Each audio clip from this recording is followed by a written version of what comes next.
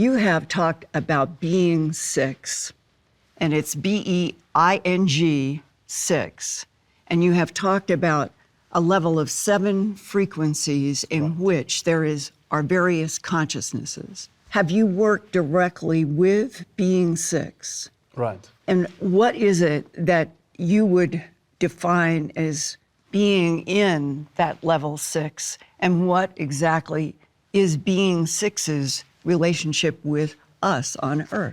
Okay, so being 6 is a consciousness being that used to be on level 6 consciousness. It's a so-called mindset being, which means that you, as a observer, as a consciousness unit, you have to make a willful decision in order to commit your life and your soul way to a certain destination. And being 6 is a combination of different individuals, of different collective memories, of different species, and so on and so on. So there's no cohesiveness inside of this world. It's a destination, so to speak, where everyone in this universe can find their own home, be individually, but everyone commits to the idea that because we're all different aspects of the same being, that we commit ourselves to a certain point of harmony, of cooperation, and so forth. But what happens when you are in some kind of communication with being 6?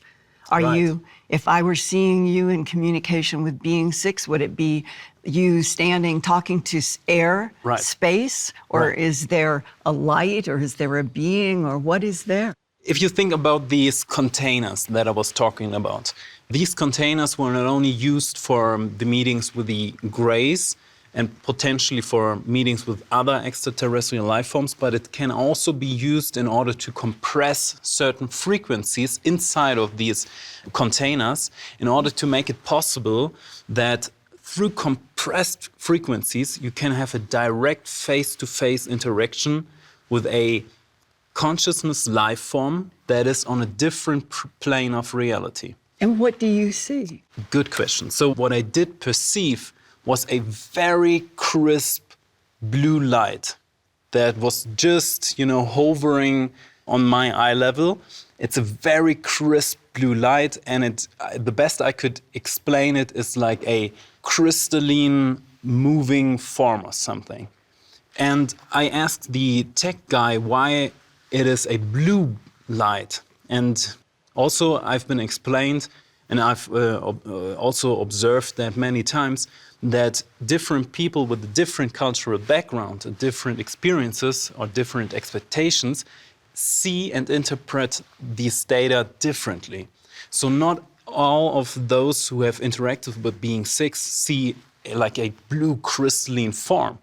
Some see like a human form, which is just blue skin, but it's always blue. So some see other things, but they still have like a bluish skin, like a blue light. And I asked the tech guy why that is, because I was wondering why people have so many different experiences, but it's always a blue light.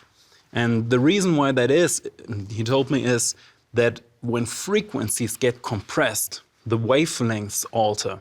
And you have either a tendency towards a red light or a blue light, because those have different wavelengths and different frequencies. As I have experienced as a crystalline form, the one thing that I found very interesting is that we have all these different historical relationships to blue beings. Thinking of India and the Vedas, where you have a blue Krishna, right.